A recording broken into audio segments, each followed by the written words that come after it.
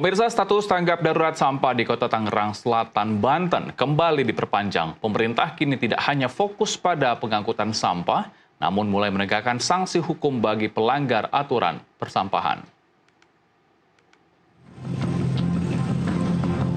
Beginilah kondisi terkini Pasar Cimanggis Ciputat Tangerang Selatan, Banten. Sampah yang awalnya menggunung kini telah diangkut oleh petugas Dinas Lingkungan Hidup Tangerang Selatan. Tidak hanya itu, sejumlah petugas pun berjaga di lokasi guna mencegah warga untuk kembali membuang sampah sembarangan. Pemerintah Kota Tangerang Selatan memperpanjang masa tanggap darurat sampah mulai 6 hingga 19 Januari 2026. Selama periode tersebut, penanganan difokuskan pada penanganan sampah yang menumpuk di pasar tradisional serta ruang publik. Namun demikian, pengangkutan sampah masih belum merata. Masih banyak gunungan sampah yang berada di sejumlah pasar tradisional. Sementara itu, Wali Kota Tangerang Selatan, Benyamin Dafni, mengatakan Satuan Tugas Penegakan Hukum turut diperintahkan bergerak untuk memberikan sanksi kepada individu maupun korporasi yang terbukti melakukan pelanggaran. Di mana telah menugaskan Asisten Daerah 2 Bidang Perekonomian dan Pembangunan untuk bersinergi dengan Satpol PP serta berkoordinasi dengan Kejaksaan Negeri Tangerang Selatan dan Pengadilan Negeri.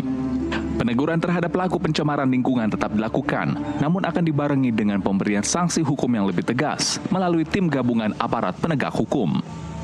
Jenis pelanggaran yang akan ditindak antara lain, membuang sampah tidak pada tempatnya, membakar sampah, hingga tidak melakukan pemilahan antara sampah organik dan anorganik. Penegakan hukum mengacu pada 2 payung hukum, yaitu Peraturan Daerah Nomor 13 Tahun 2019 tentang pengelolaan sampah, serta Perda Nomor 2 Tahun 2025 tentang ketentraman masyarakat. Dengan darurat sampah tadi, dengan tanggap darurat sampah tadi, kita akan menegakkan tindak pidana ringan tipiring. Saya sudah tugaskan teman-teman, antara lain Pak Asisten 2 dengan Satpol PP dan sebagainya untuk berkoordinasi dengan Pengadilan Negeri dan Kejaksaan.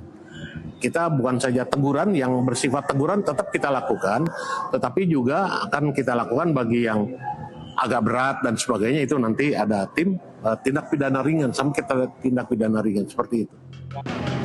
Sementara itu, permasalahan sampah di Kota Tangerang Selatan sendiri telah menjadi sorotan lebih dari 1 bulan terakhir, menyusul ditutupnya tempat pembuangan akhir TPA Cipecang sejak 8 Desember 2025. Akibatnya, tumpukan sampah masih banyak ditemukan, terutama di pasar tradisional dan sejumlah ruas jalan.